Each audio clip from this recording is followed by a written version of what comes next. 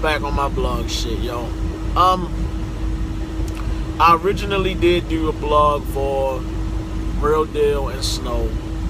I did not post the blog because I kind of got away from it working and all kinds of other shit was going on. So real quick, it's really simple to judge. I feel like Real Deal won that battle 3-0. Honestly, I do feel like the crowd kind of took me out of whatever Snow had to say. I did catch a few bars that wasn't too bad, but I felt like he was going after him on a personal note, and I think he felt like that's what was going to win him the battle, and I didn't feel like that was necessary against an opponent who didn't have any like significant stature.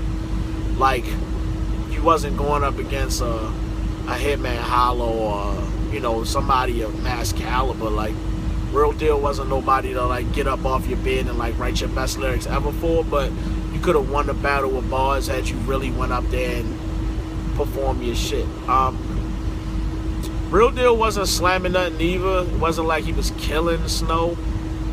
I think he just rode the momentum that the crowd easily was giving him. I think that the crowd could relate to him a little better, and they just went with the dude that they felt more comfortable looking at. I just felt like it was, I don't want to say racially it was a card that shouldn't have had them on it, but I feel like maybe that was reaching a little bit to try to put him on the card. But I mean, like I always say, respect the culture. So I'm gonna get them they do. They came out, they performed. It wasn't great by either guy. I think the most memorable bar was the wackest bar of the night. Go-Go Gadget bars. That shit was trash. Pretty much that's it as far as that battle is concerned. But I gave it the Real Deal 3-0. Alright, so let's get into T-Top versus Charlie Clips. I actually was disappointed, you know. I really did feel like they had an opportunity to be like Tyson and Buster Douglas. I was expecting Clips to come out and throw bombs and haymakers left and right. He did have some really nice shit in there, you know, as expected. So did T-Top. I felt like in the first round, Charlie outclassed him a little bit. I felt like T-Top didn't come out with his best shit in the first round. So I was like, oh man, don't take a step back. That's how I felt with Chess. I felt like he took a step back just a little bit in his first 2 rounds, even though the first round he was like throwing up and shit. I felt like he took a step back. And the same thing with Mr. Wavy. Like, I felt like they all kind of backed off of what you knew, what little you knew of them, that they was capable of, and then you didn't get that. So it's like you felt cheated a little bit. Definitely in the second round, you could give that to T-Top. Charlie even said it himself, his second round was light. I don't know why he did that. It was like he talked all that shit about taking him serious, and then it's like, he came out and did that, and it's like, it wasn't bad, but clearly it wasn't as good as T-Top's second round, which isn't saying a lot because T-Top's second round wasn't that crazy. The third round, I guess, is a little debatable. T-Top's third round wasn't as good as his second, but it wasn't as bad as his first. And then on the flip side of that, the same can be said for Charlie. Like, his third round wasn't as good as his first, but it was nowhere near as bad as the second. So I don't know. I mean, I guess based on who you prefer to hear, I guess it's just a battle of who you like more. Obviously, I think most people think Clips is a better battler, so a lot of people probably just gave him the third round based on his history. I think as far as bars and performance, I don't know, T-Top tried to come out and get on some real shit in the third round, and it seemed like it was getting ready to carry over pretty well. I don't know, it didn't move me like, you know, like when Sue Surf do it, or somebody else try to come out and give you real life shit like Calico or some shit like that.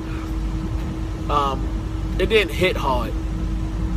And I think Clips tried to like be a bully and push him over with the whole "your life ain't shit" and stop trying to impress us with that shit and give us some bars. And I felt that a little more. Not necessarily that was a clear shot in the head as a victory, but I don't know. I gave him the edge based on that alone. I think a lot of what T-Top say that get niggas riled up is just all his time whipping in the kitchen and all that street shit is like, it's cool to listen to. And I think a lot of battle rap is that's what makes him good. But I don't think that it necessarily sold me. So that's just my opinion on it. I'm definitely looking forward to Gnome 5, yo. I actually think I'm gonna do the live stream, which that should be pretty interesting. Clearly Tay-Rock versus Sue Surf is gonna be my go-to match. I'm definitely looking forward to seeing that. I've been more and more impressed with K-Shine as of late. But two things I want to go over, like the Clips Hollow battle, I'm looking forward to that. But after what he did against T-Top, it kind of like lightened it a little bit for me. But two things I want to say, yo. If you haven't watched DNA and K-Shine versus Sire Boy and John John,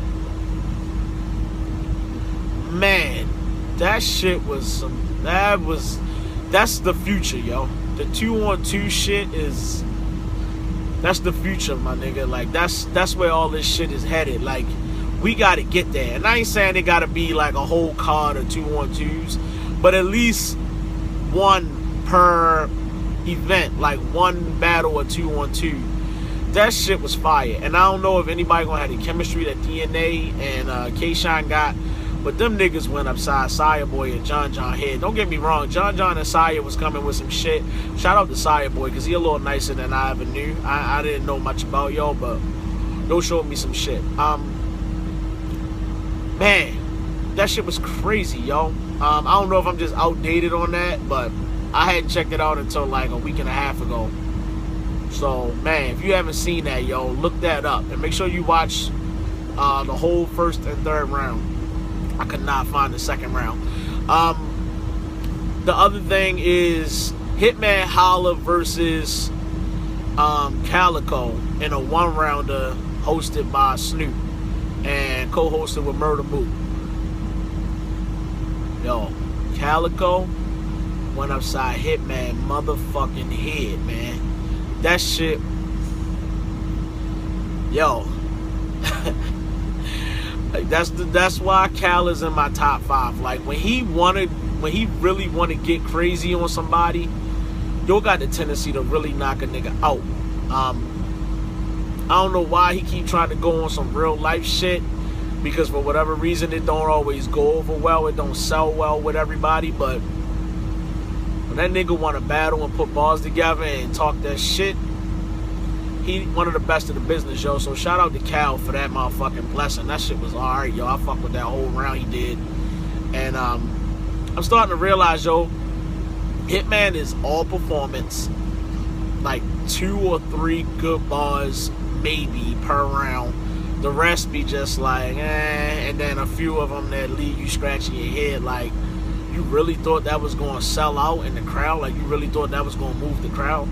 So, I don't know, yo. Hitman's starting to take a decline. I think his whole stage presence, performance thing is starting to wear thin.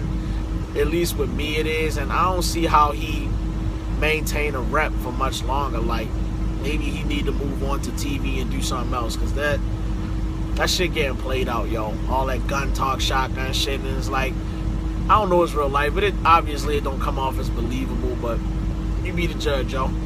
So I'm gonna close this blog out. Shout out to everybody that watches my blogs. It ain't a whole lot of y'all, but I appreciate whoever do. As I always say, yo, I'm gonna go ahead and respect that culture because I love it. I advise you to do the same, yo. I'm out.